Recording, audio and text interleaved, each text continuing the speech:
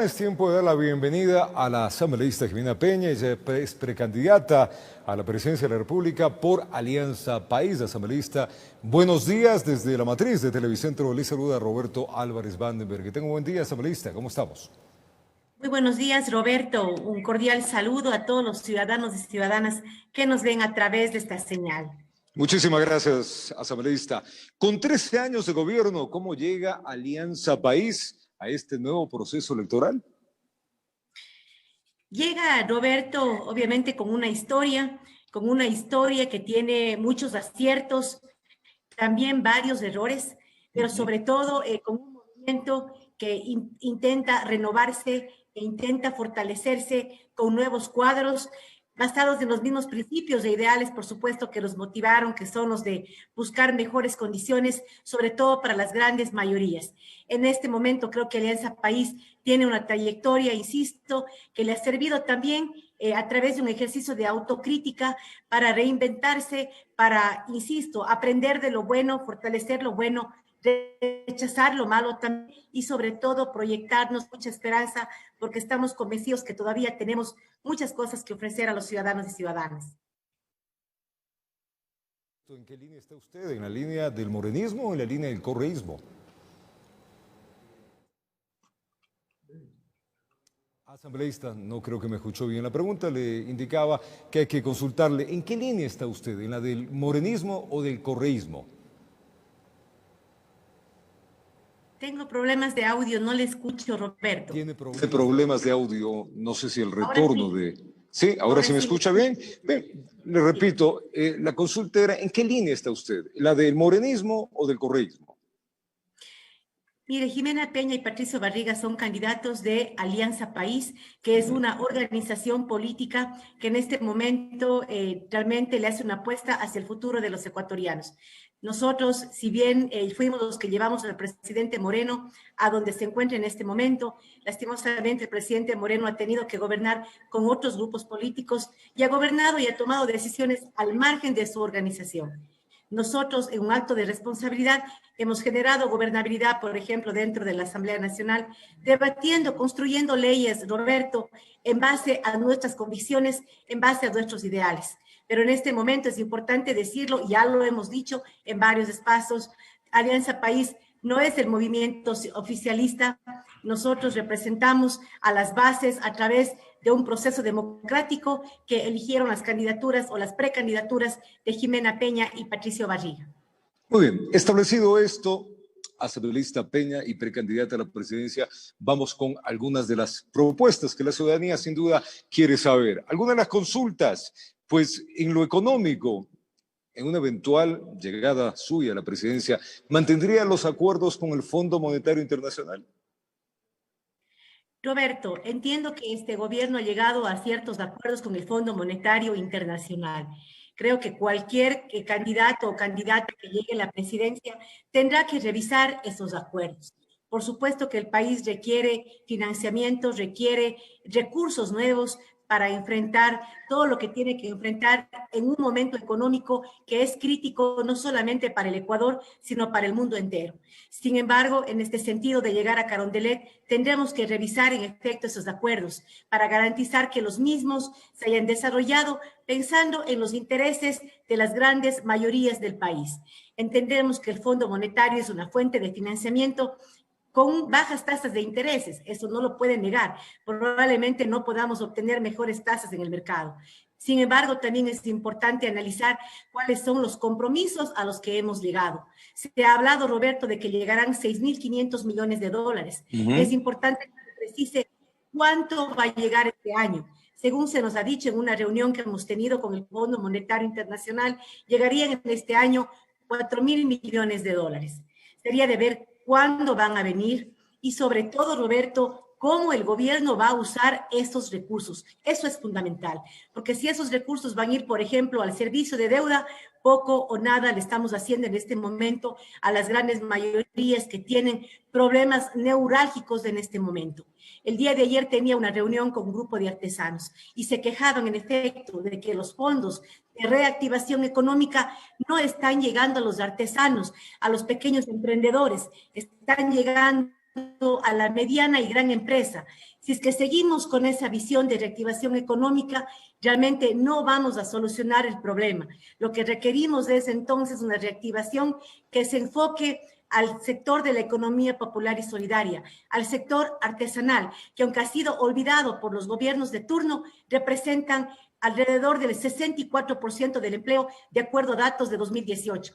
Eso es fundamental, entonces. Si te llegara a Carondelet, revisar esos acuerdos, insisto, y claro, si los mismos se han manejado en base a los intereses de los ecuatorianos y ecuatorianas, por supuesto que estaremos dispuestos a revisarlos, a renegociarlos. Pero si no es así, también sabremos tomar una decisión soberana y tajante en procura de la defensa de los intereses de las grandes mayorías en el país. Asambleísta, yendo eso mismo, ¿cómo hacemos con el gasto público? ¿Cuál es su propuesta para ejercer un gasto público que tenga un mayor impacto, justamente de lo que hablamos, de lo que usted está hablando, en la economía popular?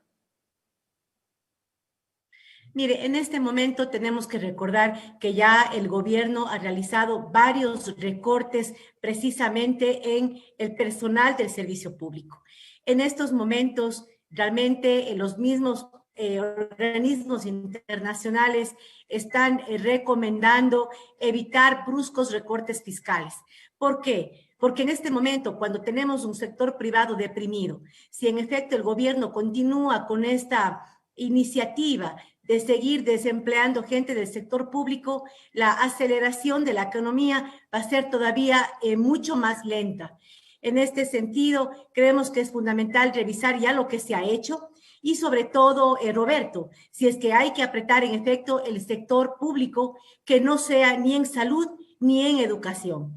Basta, Roberto, de que nuestros niños, nuestros enfermos tengan que pagar el desorden financiero que hemos vivido durante los últimos años. Y eso también incluye lastimosamente las políticas de este gobierno, que no han sido las más exitosas precisamente en el fomento de empleo. Entendemos que estamos enfrentando una pandemia y que existen retos que nadie se imaginaba realmente durante estos años. Sin embargo, es importante que en el momento de priorizar el gasto público se lo haga en primer lugar en este sentido, en medio de una pandemia, protegiendo la vida de los ecuatorianos, garantizando la salud de la salud y la protección laboral de nuestros médicos. Hemos visto ayer con total indignación, por ejemplo, cómo médicos que salieron a protestar de manera pacífica han recibido de la policía una respuesta violenta con gases lacrimógenos. Eso no nos podemos permitir. No podemos decir ayer que los médicos eran los héroes de la patria cuando salvaron la vida de miles de ecuatorianos en los peores momentos de la pandemia y ahora responderles con gases lacrimógenos porque se han atrevido a reclamar que les paguen sus salarios. Creo que esa política es absolutamente equivocada y tenemos que revisarla. Y hago más bien una invitación a las autoridades de turno para que en efecto se hagan todos los esfuerzos posibles, en primer lugar, para pagar al sector médico, al sector de la salud sus salarios y a su vez también para procurar, insisto, en estos momentos donde probablemente vayamos a tener levantamientos sociales, sabiduría para poder escuchar las reales necesidades de estos sectores, entablar una real mesa de diálogo y evitar que reine nuevamente el caos en el país. Asambleísta, ¿qué postura tiene usted sobre los organismos de justicia en el país que han sido aplaudidos unos y criticados otros? Mire, la función judicial indudablemente también deja y mantiene, diría yo, una deuda muy alta con los ecuatorianos y ecuatorianas. La administración de la justicia en el país deja mucho que desear. Realmente hemos visto cómo en algunos casos actúa de manera efectiva, de manera eficiente, ágil, y en otras, en cambio, se actúa de manera muy lenta. Desde la Asamblea Nacional, como presidenta de la Comisión de Justicia, he liderado la reforma a la ley al Código de la Función Judicial. En este sentido, el día de ayer, precisamente, nuestra comisión ha aprobado ya el informe de segundo debate, donde en esta reforma le estamos apostando precisamente al fortalecimiento, a la independencia de la función judicial. Una parte medular de esta reforma, Roberto, es precisamente garantizar la independencia de la Corte Nacional de Justicia. Hemos visto cómo en los últimos años los procesos de evaluación que ha realizado el Consejo de la Judicatura de turno ha servido solamente para reemplazar a jueces de la Corte Nacional con jueces allegados Qué o lástima. cercanos, Ahí estamos. jueces a los que indudablemente algún día el poder de turno les apegamos que una parte medular de esta reforma es garantizar la independencia de funciones, garantizar la independencia de la justicia, precisamente tratando de tener una Corte Nacional de Justicia independiente que se deba precisamente a aplicar una justicia justa y no necesariamente a los intereses políticos de los que gobiernan. También le hacemos una propuesta a los concursos para ingresar en la función judicial. Si tenemos concursos amañados, concursos que se dicen transparentes, pero que vienen ya preparados para beneficiar a uno u otro aplicante, un flaco favor le hacemos al futuro de la función judicial. Por eso también estamos fortaleciendo los procesos de concursos para que ingresen las personas a través de méritos y no a través de la palanca, como es lastimosamente tan común en nuestro país. Asambleísta, hay preocupaciones y sin duda uno de los planteamientos que debe tener un candidato a la presidencia de la República es alcanzar mayores niveles de inversión y también de crecimiento en el país. ¿Qué planteamientos tiene? ¿Cómo lo haría usted? Mire, por ejemplo, estábamos en una mesa de trabajo dialogando, por ponerle un ejemplo, sobre el sector energético. Hemos visto cómo lastimosamente durante estos años, pese a que el Ecuador hizo una importante inversión precisamente en energía renovable, en energía limpia, como es la energía eléctrica a través de la construcción de varias hidroeléctricas, el país no ha avanzado casi nada precisamente en esa migración de eliminar, por ejemplo, los combustibles fósiles como el diésel, por ejemplo, y reemplazarlo con energía eléctrica, que es una energía que se produce en el país. En este momento tenemos entendido que el Ecuador recibe cerca de 400 millones de dólares por exportar precisamente esta energía, que es el resultado de esta gran inversión que realizó el Ecuador en estos últimos años. Creemos entonces que es importante que el Ecuador acelere ese paso, esa conversión, esa migración del uso de combustibles fósiles a, por ejemplo, energía eléctrica. Estamos hablando, por ejemplo, de impulsar a la pequeña industria, a la mediana industria, que depende del diésel en este momento, a que comience a usar energía eléctrica y de esa manera también ahorrarle importantes recursos al país en este sentido, en subsidio de diésel, por ejemplo. De igual manera, Roberto, el país tiene una enorme deuda con el sector agrícola. Creo que es fundamental también que los que lleguemos a Carondelet, en este caso de llegar a Carondelet, enfocarme precisamente en el impulso al sector agrícola. No es posible, Roberto, que precisamente de estos sectores tengamos tantos migrantes. La gran mayoría de migrantes que salen hoy en día del Ecuador son precisamente del sector agrícola, pese a que es un sector del que dependemos absolutamente para nuestra alimentación diaria, está totalmente descuidado. Yo creo que es fundamental entonces procurar buscar un mecanismo de redistribución de la riqueza que nos permita en efecto apoyar al pequeño, al mediano agricultor, de esta manera generarle mejores condiciones de vida y evitar la migración, evitar la gran pobreza que existe en este momento en el sector rural. Estas son dos propuestas muy puntuales y que serían prioridades dentro de mi gobierno de llegar a Carondelet. Otra preocupación, asambleísta, es el tema de la educación en el país. Hoy se han desnudado algunos problemas con la educación, pero sobre todo el presupuesto. ¿Qué haríamos? Así es, Roberto, el tema de la educación. Lo que ha hecho la pandemia, realmente, Roberto, es darnos un espejo de lo que todavía es el país. Y lo que ha evidenciado la pandemia es la gran desigualdad que existe en el Ecuador, en un derecho fundamental como es la educación. Vemos cómo nuestros niños, nuestros jóvenes de las instituciones públicas tienen enormes retos en comparación de los jóvenes y niños que tienen la posibilidad de acceder a una educación privada. En ese sentido, Roberto, en lo personal, toda la vida me he educado en escuelas públicas, en colegio público, en universidades públicas. A mí nadie me va a decir la importancia de lo público. Yo sé el valor de la educación pública porque es esa educación la que me ha permitido a mí en este momento prepararme y tener mejores condiciones de vida. Por eso, claro que le vamos a apostar a la educación pública, a que nuestras escuelas tengan acceso a programas, a la tecnología que se requiere, a un buen servicio de Internet y por supuesto que nuestros niños puedan también tener los instrumentos que se requieren, en este caso una tablet, para que puedan en estos momentos de pandemia educarse en condiciones mejores de las que están teniendo ahora. Así es que nuestra apuesta indudablemente será a fortalecer la educación pública desde el nivel inicial hasta, por supuesto, la universidad, porque estamos convencidos que la educación es la única herramienta que tienen los hijos de los ciudadanos de a pie, de los que no tienen grandes fortunas, de los ciudadanos que se ganan lo que tienen a punta de trabajo y sacrificio. Por ese sector de los ciudadanos del Ecuador, a los que me debo y de donde vengo, por supuesto que me enfocaré y haremos todos los esfuerzos para mejorar las condiciones de nuestros niños que se educan en las instituciones públicas. Otro de los grandes problemas, sin duda, es la generación de empleos. De llegar a Carondelet, ¿qué vamos a hacer para generar esta creación que hoy los ecuatorianos...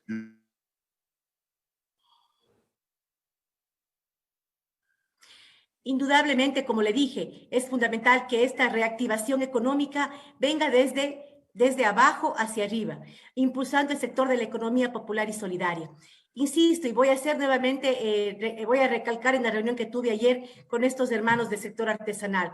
Me decía la lideresa de este grupo, tenemos una compañera que tiene 5 operarios y en este momento ha pedido un préstamo de $5.000. Le han negado y está a punto de despedir a esos 5 operarios. En este momento vemos entonces cómo lo fundamental es activar estos pequeños emprendimientos. Insisto, el sector de la economía popular y solidaria representa el 64% del empleo en el Ecuador. Si nosotros entonces, a través de un real crédito accesible a baja tasa de interés, podemos reactivar al artesano, al panadero, al zapatero, a todos estos sectores, vamos a tener una reactivación económica más sólida y sobre todo más igualitaria. Si nosotros destinamos esta reactivación económica únicamente a la gran empresa, realmente estaremos ignorando un sector importantísimo que genera empleo en el país. La gran empresa tiene mejores condiciones de competir. Muchas de ellas incluso han tenido utilidades durante esta primera etapa de la pandemia. Yo creo que entonces, para generar el empleo, en este momento lo que tenemos que hacer es trabajar con los pequeños y con los medianos. Tema de la corrupción, asambleísta, ¿cómo vamos a combatir esta corrupción que se hizo evidente ahora, pero es una corrupción heredada del gobierno anterior y de todos los gobiernos de los últimos 40 años? Mire, yo quiero hacer precisamente un llamado a la ciudadanía en este tema de la corrupción. ¿Por qué, Roberto? Porque cuando una persona dice que es honesta, debe ser honesta en todos los momentos de su vida. Vemos ya cómo candidatos se encuentran en franca campaña, cuando saben que la campaña electoral comienza en enero. Ya se ven importantes sumas de dinero en propaganda, en redes sociales. Yo le pregunto a los ciudadanos, ¿estos candidatos pueden hablarle a usted de transparencia? ¿Pueden hablarle ustedes de honestidad cuando están violando ante los ojos de todos las normas electorales? ¿Cuánto dinero están ya gastando en estas precampañas? ¿De dónde salen esos recursos? Esa es la pregunta que tenemos que hacernos cuando los candidatos comencemos a hablar de corrupción. No solamente hay que hablar, hay que demostrar. Y en este momento los ciudadanos tienen ahí una clara pantalla de cada uno de los candidatos. La campaña electoral comienza en enero. Cualquier esfuerzo de vender un número, un membrete a un candidato, están violando claramente las reglas electorales. Eso para iniciar. Jimena Peña ha sido asambleísta durante los últimos 7 años. Jimena Peña le ha demostrado a la ciudadanía que se puede ser legisladora sin caer en actos de corrupción. He hecho, Roberto, una declaración jurada donde digo claramente bajo pena de perjurio que no he sido parte de ningún reparto de hospitales, que nunca he recibido coimas, que nunca he recibido diezmos. Esa carta creo que debemos hacerlas todas los asambleístas que en este momento aspiran a un puesto de elección popular. Además, Roberto, le he pedido al Contralor General del Estado que haga un examen especial de mi declaración patrimonial. Quiero que los ciudadanos conozcan con transparencia cuánto es el patrimonio de Jimena Peña, cuánto Jimena Peña ha pagado en tributos, si Jimena Peña ha sacado dólares de la economía ecuatoriana. Estos son indicadores que le van a permitir a los ciudadanos conocer quiénes son los candidatos, de dónde vienen, qué intereses tienen, qué nivel de compromiso tienen en el país, si es que, por ejemplo, han sacado grandes cantidades de dólares de la economía ecuatoriana, precisamente en estos momentos donde la liquidez es medular para mantener precisamente los empleos y la economía en nuestro país. Usted habla de una declaración juramentada, pues, de que hagan los candidatos asambleístas. Deberían hacer una declaración jurada, dejando claro que, por ejemplo, no han recibido fondos públicos, pero sobre todo, Roberto, transparentar los patrimonios. Finalmente, asambleísta, antes de... ¿Cuáles son los patrimonios de los candidatos? En caso de no llegar a la segunda vuelta electoral, ¿ustedes se alinearían con el correísmo, se abre la puerta, o con cualquier otro partido? Mire, Roberto, nuestras alianzas de darse no serán en base a intereses corporativos ni a caudillismos. Será en base a propuestas, en base a las propuestas que tengan, en este caso, de no llegar a la segunda vuelta, aquellos candidatos que sí lo hagan. Nosotros hemos tenido en estos días precisamente diálogos sobre las alianzas a nivel territorial y lo que hemos tratado es que esas alianzas de darse en efecto sean con organizaciones políticas con las que compartamos nuestra visión, nuestro programa, nuestra propuesta de gobierno. Y le hago la pregunta a la inversa. En caso ustedes de llegar y ellos no, ¿se aliarían? Insisto, cualquier alianza debe darse en base a las propuestas, en base al plan de trabajo. Y si es que nuestro plan de trabajo coincide con las aspiraciones, con las iniciativas de otros candidatos, de otras organizaciones políticas y deciden apoyarnos, pues claro que acogeremos ese apoyo. Muy bien, muchísimas gracias a la precandidata de Alianza País, la asambleísta Jimena Peña. Que tenga un gran día, asambleísta, y gracias por contestar estas extensas inquietudes ciudadanas. Gracias, Roberto. Un gusto haber dialogado con usted. Propio tiempo de una pausa, nosotros ya retornamos con más. No se vayan.